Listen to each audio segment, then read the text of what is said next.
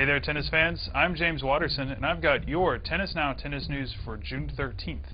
Well, we are 7 days away from the start of Wimbledon, and the professionals are getting their last practice matches in before the tournament starts.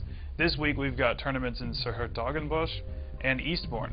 But before we get to those, we should mention the tournaments that concluded today because of rainstorms on Sunday. Andy Murray, the world number 4, defeated Wilfried Tsonga in 3 sets to win the AEGON championships at the Queen's Club in London earlier today. It was a close match with each man claiming only one break of serve, but Murray played well at the right moments to close out the match. With the win, he is the first British player since Francis Gordon Lowe to win more than one Queen's title. For reference, Lowe won the tournament in 1913, 1914, and 1925, so it has been a while. Just because it rained on Sunday doesn't mean the players didn't have to be on site. Although most of us may think playing an important match in an ATP final would be serious business, Tsonga and Murray may have felt differently. While the rain fell, the two competitors played a pickup game of ping pong, which Tsonga won 2 sets to 1. Unfortunately for the Frenchman, he couldn't extend that success to today's final, but you have to take what you can get, right? Now, the women's tournament in Birmingham was decided today as well. Sabine Lisicki beat Daniela Hantuchova 6-3, 6-2 to win her second career WTA title. The 21-year-old Lisicki has had some hard luck with injuries. She was ranked as high as number 22, but an ankle injury in 2010 derailed her climb up the rankings and she fell down to 100th. Her victory against Hantuchova today comes a few weeks after she barely lost to Vera Zvonareva in the second round of the French Open. Lisicki was up in the 3rd set of the match, but cramps took away her momentum, and after the match finished, she had to be carried off of the court. So regardless of who you root for, it's always nice to see a player make that kind of turnaround like she did.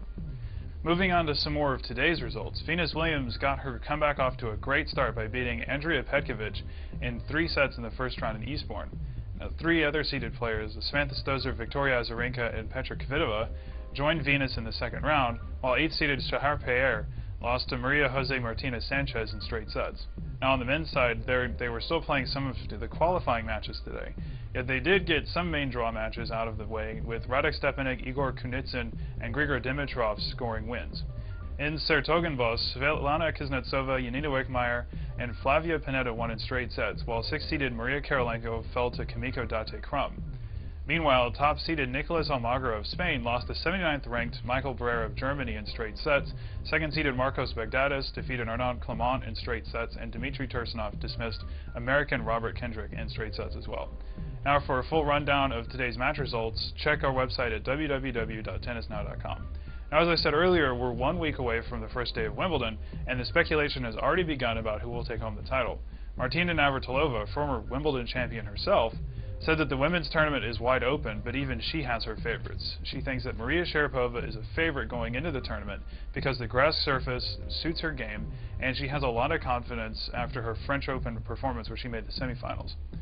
And she also thinks that Li Na is a contender as well, if she can manage all of the attention that she is getting after winning the Roland Garros title.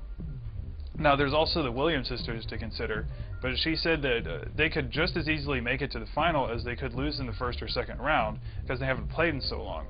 For the men, she went with the relatively safe option of going with the top 4 players while giving Robin Soderling an outside chance at the title.